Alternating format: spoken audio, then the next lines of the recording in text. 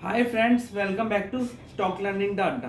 तो क्या आपके साथ कभी ऐसा हुआ है कि आपने 100 रुपीज़ का प्राइस में शेयर खरीदा और आप 120 रुपीज़ का टारगेट लेकर चले और 90 रुपीज़ का आपका स्टॉप लॉस है, लेकिन आपके शेयर खरीदने के बाद ही शेयर की प्राइस गिरने लग जाती है और गिरते गिरते वो आपका जो 90 रुपीज़ का स्टॉप लॉस था वो हिट करवा देती है। तो थोड़ी देर बाद आप क्या देखते हैं कि शेयर की प्राइस बढ़ने लगती है और प्राइस 120 रुपीज़ पर चले जाता है। तो आज मैं आपसे इसके बारे में ही डिस्कस करूंगा। तो ऐसा आपके साथ क्यों होता है, क्या आपको स्टॉप लॉस लगाना चाहिए, नहीं लगाना चाहिए, तो इसके बारे में आज हम डिटेल में डिस्कस करेंगे।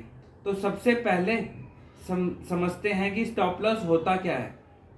तो जैसे नाम से ही पता लग रहा है कि आपका जो नुकसान है उसको कम करना, इसे हम स्टॉप लॉस के रूप में देखते हैं। तो मान लीजिए कभी आपने शेयर खरीद रखा है और आपने ट्रेड ले रखा है और जैसे आपने सोचा था वैसा नहीं हुआ और शेयर की प्राइस गिरने लग जाती है। तो क्योंकि आपने उस शेयर में एक बहुत बड़ा अमाउंट लगा रखा था, तो शेयर की प्राइस गिरते ही एकदम से ही आपका सारा पैसा खत्म हो जा सकता है। तो इसको ही हम मैनेज करने के लिए स्टॉप लॉस लगाते हैं, जिससे आपका जो मैक्सिमम लॉस है वो कम हो सके। तो चलो जैसे इसमें देखते हैं, हमने जैसे ट्रेड लिया 100 रुपीज़ का और फिर उसमें हमने 90 रुपीज़ का स्टॉप लॉस लगा दिया कि इससे ज़्यादा और स्टॉप लॉस मैं नहीं ले पाऊंगा। तो उसके बाद अगर प्राइस 90 रुपीज़ पर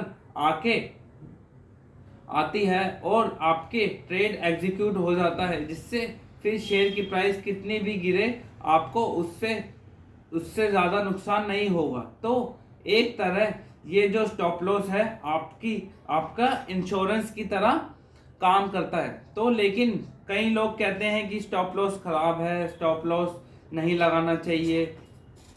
तो इसके पीछे रीज़न ये है कि बहुत बार ऐसा देखा गया है कि आपने शेयर खरीदा, आपने स्टॉप लॉस लगा दिया, उसके बाद प्राइस गिर गई और उसके बाद ये लगता है कि स्टॉप लॉस ना लगाता तो मेरा टारगेट हिट हो जाता, बेकार में स्टॉप लॉस लगाया और मेरा जो है नुकसान करवा दिया। तो स्टॉप लॉस फ्रेंड्स तीन प्रकार के होते हैं। फर्स्ट होता है प्राइमरी स्टॉप लॉस, तो ये वही स्टॉप लॉस है जो हम नॉर्मल लगाते हैं। सेकंड स्टॉप लॉस आता है ब्रेक इवन स्टॉप लॉस। इसमें जैसे आपकी शेयर की प्राइस 100 रुपीज़ है, उसके बाद जैसे शेयर की प्राइस मान लो 105 रुपये तक चली गई, उसके बाद आपका जो 90 रुपीज़ का स्टॉप लॉस है आप 100 रुपीज़ पर शिफ्ट कर दोगे, तो ये ब्रेक इवन स्टॉप लॉस हो जाएगा, इसमें आपको नुकसान नहीं होगा। थर्ड स्टॉप लॉस आता है हमारा trailing stop loss. Trailing stop loss में हमें ये होता है हम ज़्यादा से ज़्यादा मैक्सिमम प्रॉफिट बुक कर सकते हैं। जैसे सपोज करो आपने 100 रुपीज़ का शेयर बाय किया, उसके बाद शेयर की प्राइस 110 रुपये चली गई, उसके बाद आप जो अपना स्टॉप लॉस लगाओगे वो लगाओगे 108 रुपये, ठीक है। और जैसे जैसे अब इसके बाद जैसे सपोज करो कि इसके बाद फिर प्राइस बढ़ गई और 120 तक चली गई, फिर आप ये कट करके अपना स्टॉप लॉस शिफ्ट कर लोगे, वो 118 रुपये लगाओगे।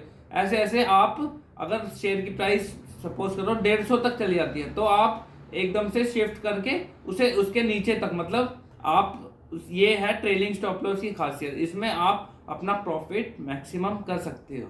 तो इसलिए वीडियो को लाइक कर दो प्लीज़ अब। तो थैंक यू, ये थी आज की वीडियो। Thank you.